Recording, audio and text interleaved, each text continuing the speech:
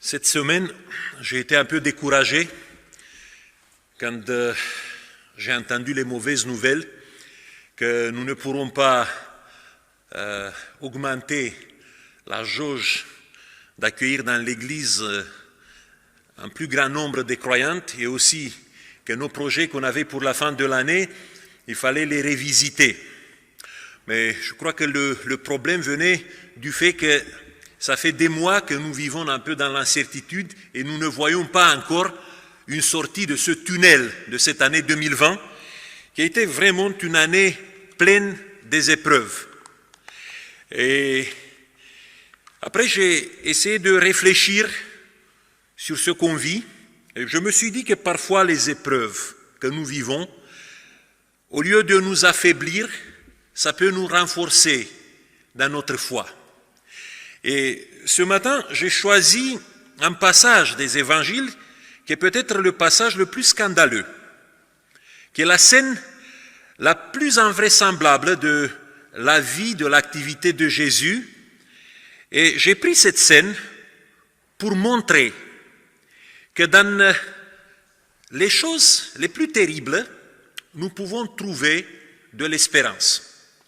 Eh bien, cette scène, c'est la scène où Jésus s'acharne contre un arbre. Jésus maudit un arbre qui n'est pas coupable apparemment. Et cet arbre, il sèche jusqu'aux racines. Et ça me dérange parce que jamais Jésus n'a utilisé ses pouvoirs pour faire du mal à quelqu'un ou à quelque chose. Et cette histoire, ça me paraît une histoire qui confirme certaines légendes qui sont nées au IIe siècle. Vous savez, dans les milieux gnostiques, il y avait des hérésies qu'on les appelle les hérésies gnostiques qui se sont développées au sein du christianisme au IIe siècle. Et il y a toute une littérature qui est apparue au IIe siècle qui voulait confirmer, qui voulait valider un peu les croyances farfelues que certains chrétiens qui ont essayé de mélanger la philosophie grecque, les superstitions avec la foi chrétienne, ils l'ont développé. Et vous savez, il y a un évangile qui est apparu au IIe siècle qui s'appelle l'évangile de Thomas l'Israélite. Ce n'est pas l'évangile selon Thomas, il y a deux. L'évangile de Thomas l'Israélite, Thomas le philosophe, est apparu au Moyen-Orient. Et dans cet évangile, il y a cette croyance que certains gnostiques partageaient, que Dieu est l'origine à la fois du mal et du bien. Et pour prouver ça, il montrait que dans la vie de Jésus, il y avait des choses qu'il a fait pour le bien des gens, mais aussi qu'il avait du mal à maîtriser certains pouvoirs dans son enfance, et il a fait du mal aux autres. Et certaines idées de cet évangile sont reprises dans le Coran, c'est très intéressant. Par exemple, vous trouvez dans le Coran une histoire qui existe dans cet évangile de Thomas l'Israélite qui parle du fait que Jésus, quand il était petit, le jour du sabbat, il s'amusait en modelant des oiseaux d'argile. Après, il soufflait sur ces oiseaux et les oiseaux prenaient vie et s'envolaient. Et bon, il y a les bons juifs qui l'ont condamné parce qu'ils transgressaient le sabbat. Eh bien, il y a deux histoires dans cet évangile de Thomas l'Israélite qui est semblable avec ce que Jésus a fait ici.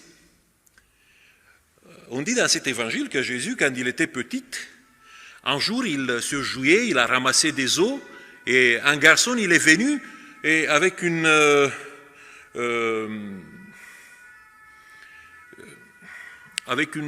branche de saule, il a fait écouler les os ramassés par Jésus dans son jeu, et Jésus, pris par un accès de colère, il l'a maudit. Et quand il l'a maudit, ce jeune, il est paralysé d'un coup, il s'est asséché d'un coup. Après, il y a une autre histoire aussi invraisemblable de Jésus quand il était petit, et il ne pouvait pas maîtriser ses pouvoirs. Un jour, un garçon, il courait, il l'a heurté dans l'épaule, et Jésus s'est retourné vers lui et il lui a dit que tu ne finiras pas ta route. Et on dit dans cet évangile que cet enfant, il est tombé mort devant Jésus. Voilà un peu des histoires sur les malédictions de Jésus.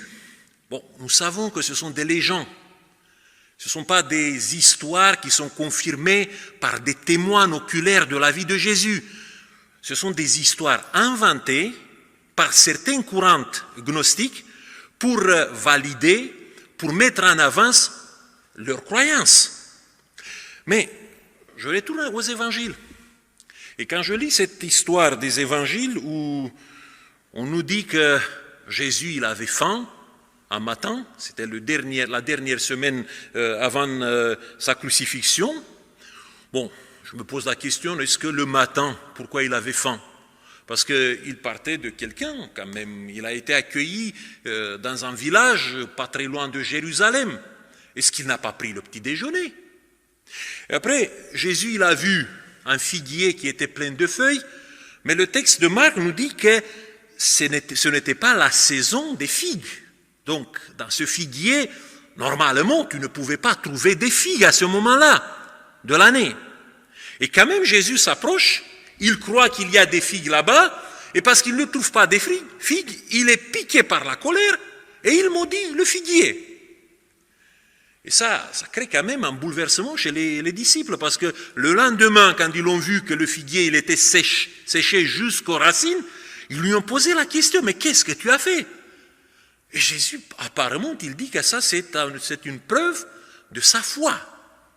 Est-ce qu'on peut utiliser la foi pour la malédiction, pour maudire quelqu'un ou quelque chose?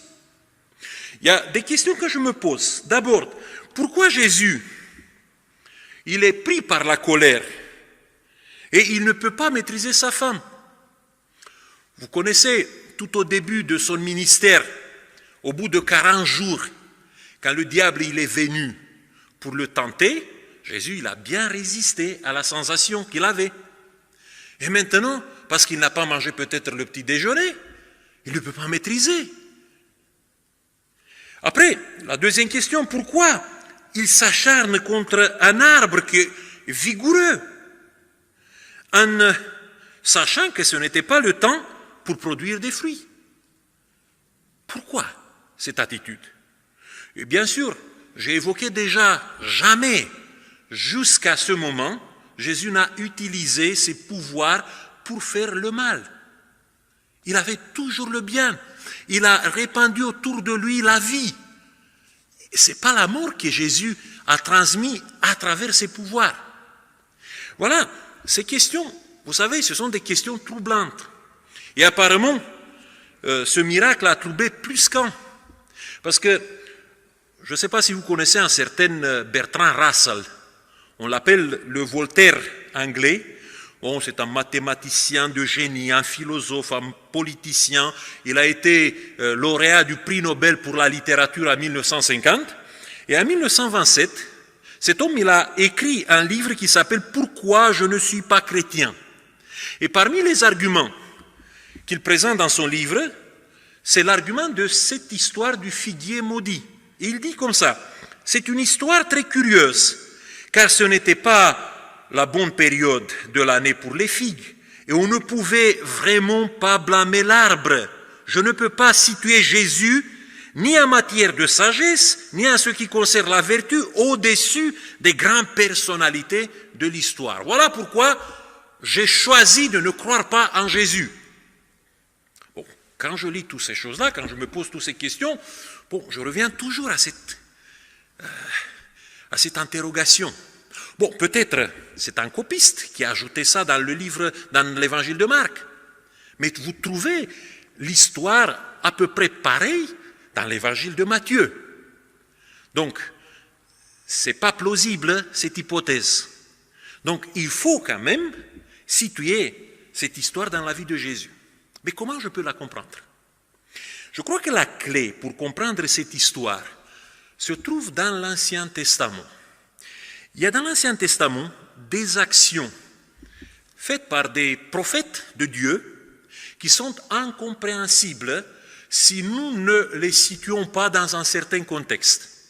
Vous savez, quand il y avait des situations désespérées, du peuple d'Israël, Dieu demandait à certains prophètes de produire une sorte d'électrochoc à travers leurs actions. Et je vous donne quelques exemples. Vous connaissez un certain prophète qui s'appelle Osée. Qu'est-ce que Dieu a demandé un jour à Osée? À Osée, le monothéiste, le prophète qui croyait en Dieu.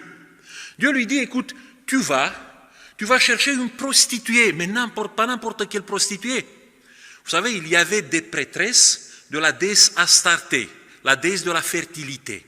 Et ces prêtresses, vivaient dans les temples de cette déesse, et quand les gens venaient pour donner des offrandes ou pour faire des vœux, ils couchaient avec une prêtresse du temple d'Astarté.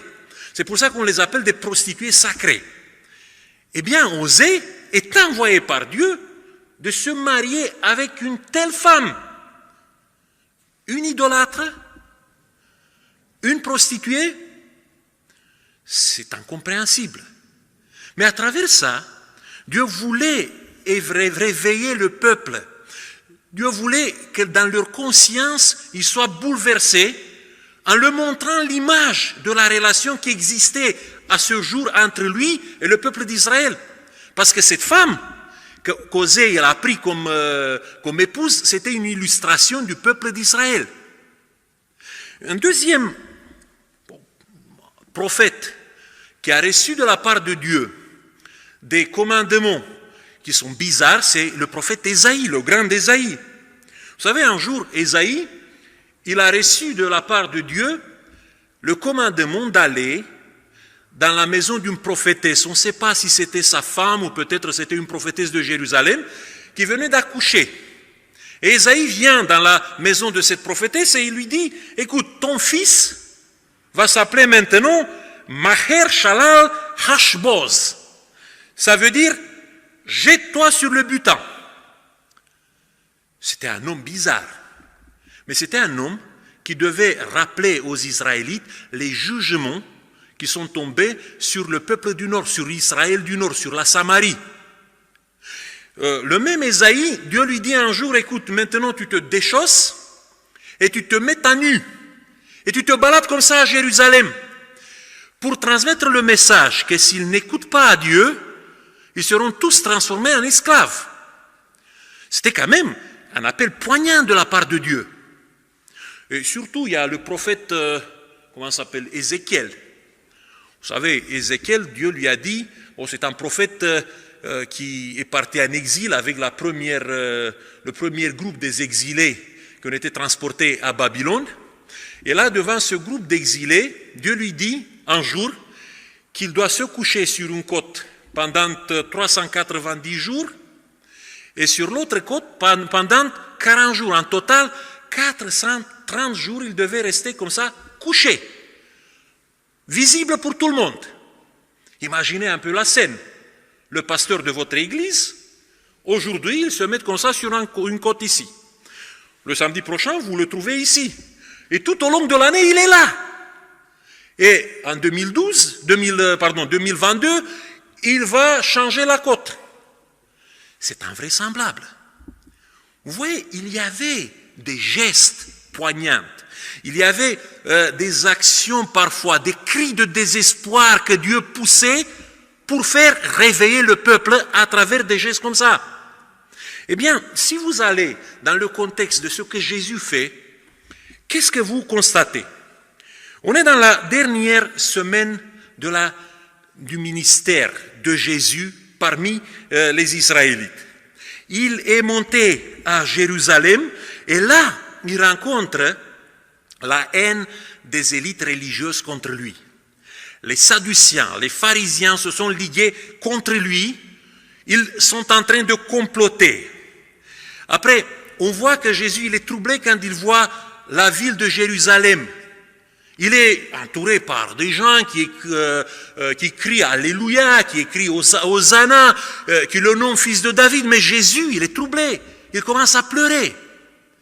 Donc, toutes ces scènes, le constat que son ministère a été rejeté, que les gens n'ont pas écouté ses paroles, toutes ces choses-là ont poussé Jésus de faire ce geste désespéré pour attirer l'attention sur un message poignant qu'il voulait transmettre. C'est dans ce cadre-là, c'est avec cette clé que nous devons comprendre et connaître cette histoire du figuier stérile.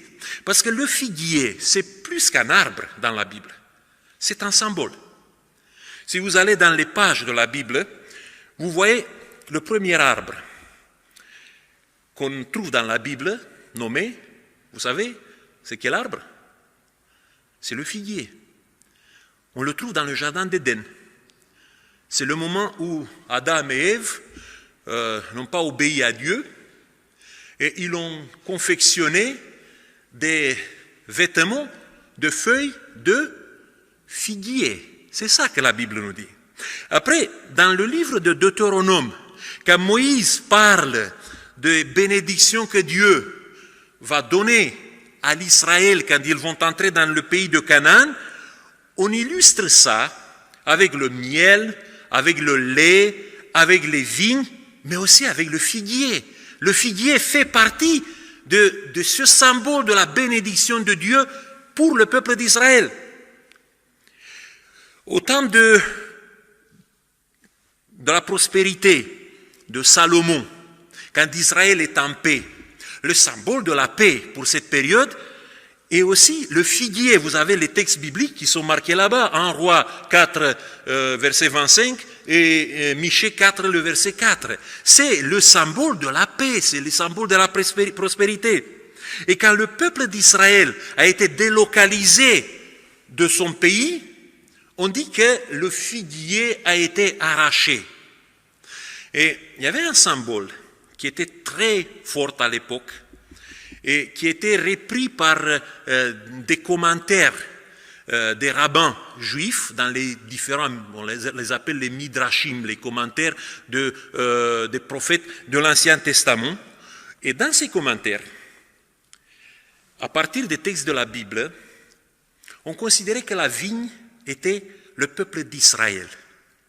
Et que le figuier, c'était les dirigeants, c'était les élites de la nation. C'était les gens qui étaient au temple et qui conduisaient le judaïsme à partir des rites qui se trouvaient au temple. Et quand vous retournez maintenant dans l'histoire qui nous est racontée ici, dans l'évangile de Marc, qu'est-ce que vous voyez? La scène où Jésus purifie le temple, la scène où Jésus entre dans le temple pour faire l'ordre, est encadrée par cette histoire du figuier.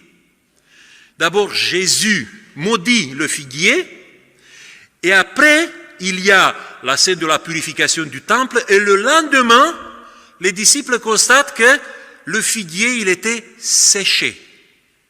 Eh bien, ça nous dit quelque chose sur le premier message que Jésus voulait transmettre à ses contemporains. Il y avait un problème. Le système religieux qui a été bâti par les dirigeants religieux autour du temple à Jérusalem était totalement stérile à l'époque. Les rites, les cérémonies ne suffisaient pas pour cacher la misère d'une religion qui était sans fruit.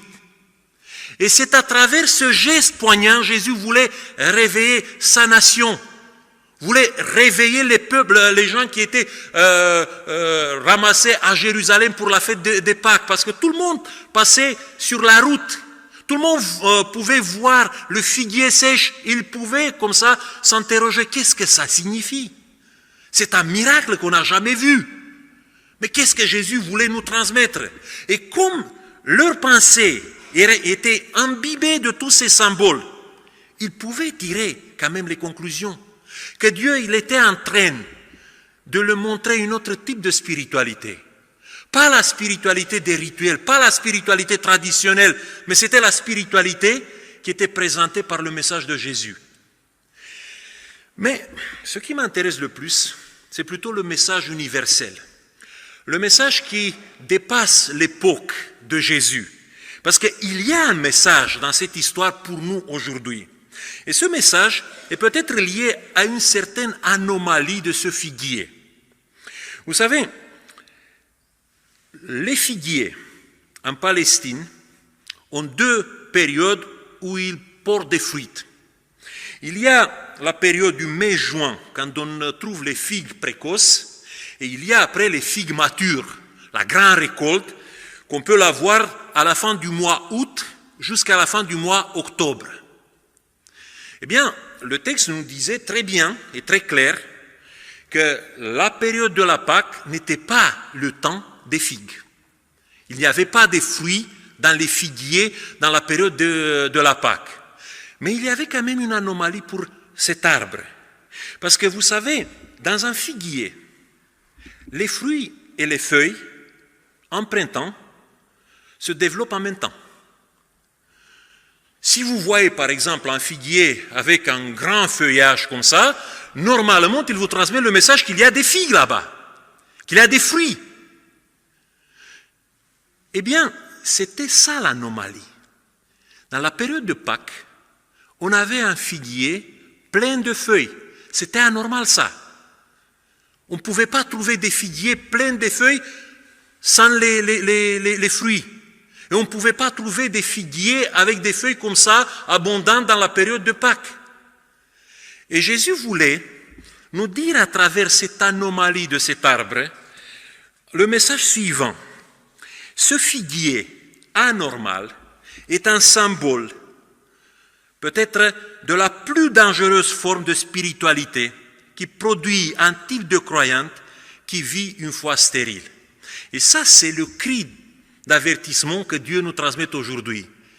Quel est ce type de spiritualité? Bon, je vous présente 4 types de spiritualité feuillage. Ça peut être plus. C'est le croyant qui ne vit que pour lui-même, qui utilise les autres pour son bien.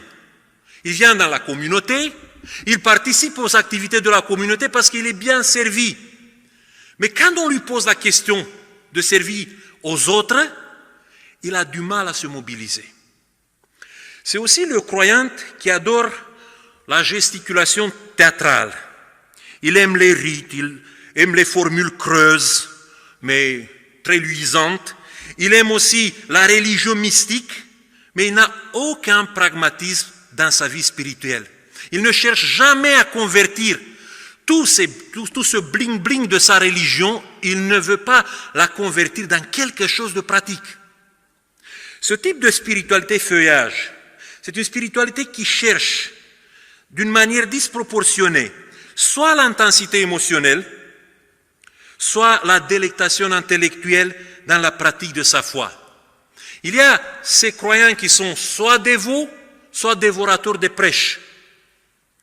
Ce n'est pas la spiritualité que Jésus veut, que Jésus voulait pour nous. Et le 4e type de ce type de spiritualité feuillage, c'est le croyant qui est schizophrénique. Schizophrénique, pas dans le sens, vous savez, d'une maladie mentale, mais en grec schizo, ça veut dire rupture. C'est le croyant qui vit dans une existence qui est totalement fracassée.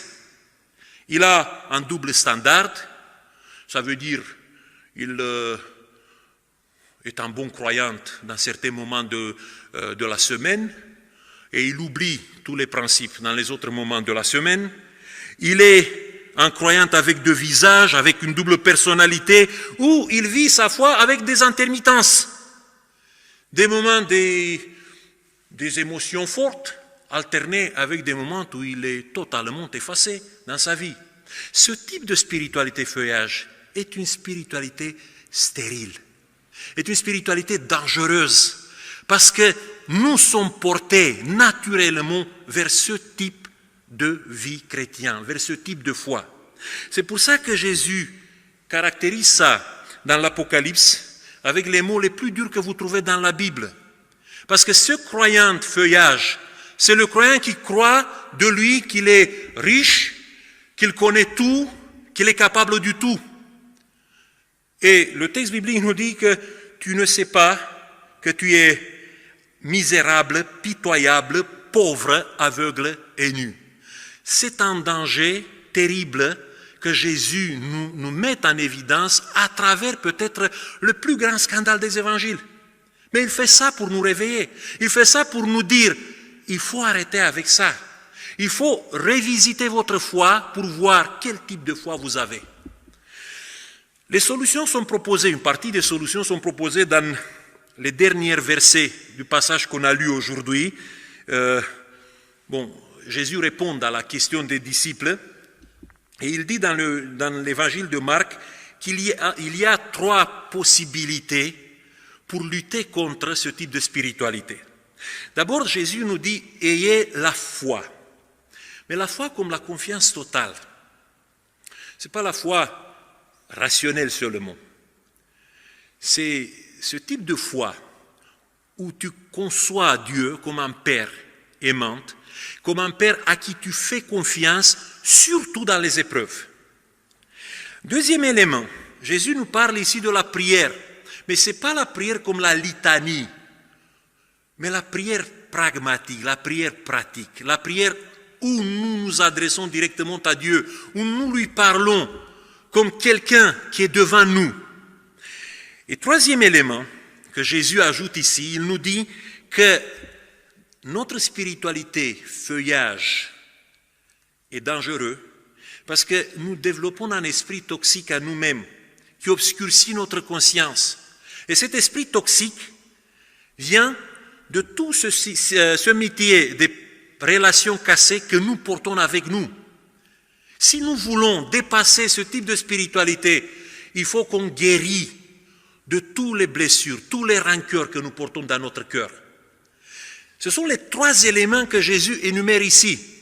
Mais je veux ajouter à ça encore un passage des évangiles. Vous savez, l'espoir que Dieu peut changer notre spiritualité feuillage dans une vraie spiritualité vient d'une autre parabole que vous connaissez bien, qui s'appelle la parabole du figuier stérile.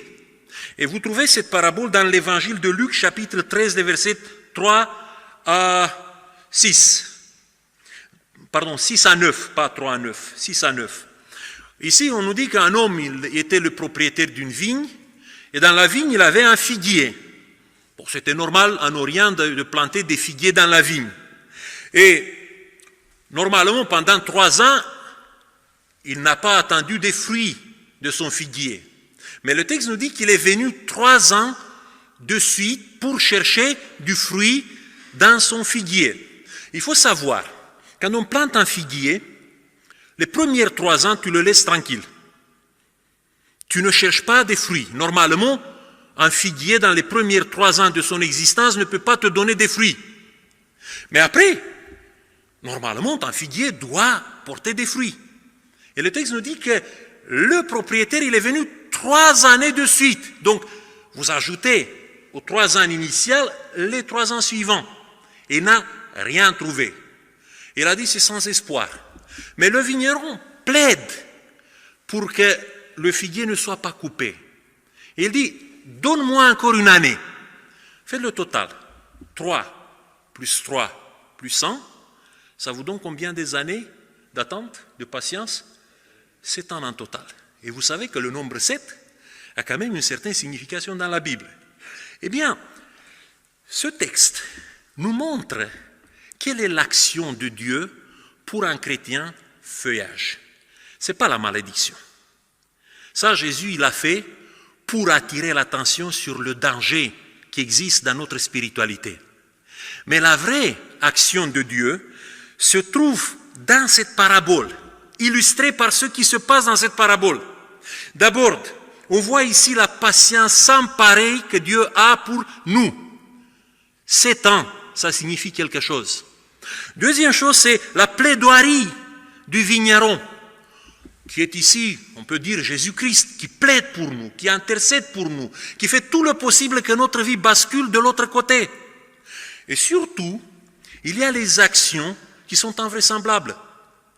Aucun planteur à l'époque ne creusait pas autour d'un figuier, ne mettait pas le fumier pour stimuler les fruits dans un figuier. C'était plus simple de le couper. Mais ce vigneron, il fait du n'importe quoi. Il fait tout le possible pour qu'un figuier stérile peut porter des fruits. Et ça montre avec quel acharnement Dieu veut nous sauver. quand il constate que quelque chose ne marche pas dans notre vie, quand il constate qu'on est dans un passage au vide, quand il constate que nous sommes peut-être dans une stérilité de notre existence, il fait tout le possible pour nous arracher de ça. Ça, c'est la vraie action que Dieu déploie pour un figuier stérile. Eh bien, le but des efforts de Dieu, vous savez, c'est de nous sortir du péché. Mais dans la langue grecque, vous savez, le mot pour péché, c'est hamartia. Hamartia, si on le traduit étymologiquement comme ça, on peut dire que hamartia, c'est rater la cible. C'est ça notre vie. Nous sommes des ratés. Nous sommes des gens que nous ne savons pas quel est notre potentiel, quelle est notre cible. Le péché n'est pas seulement l'immoralité, mais d'ignorer le potentiel que Dieu nous a donné. C'est pour ça que le but principal de Dieu dans notre existence, c'est de nous aider à découvrir, à développer et à utiliser notre potentiel pour sa gloire. Ça, c'est l'effort que Dieu fait pour chacun de nous. Comment nous répondons? Eh bien, je vais terminer par une histoire. C'est une histoire qui a été racontée maintes fois par un prédicateur écossais qui s'appelle Alexander White.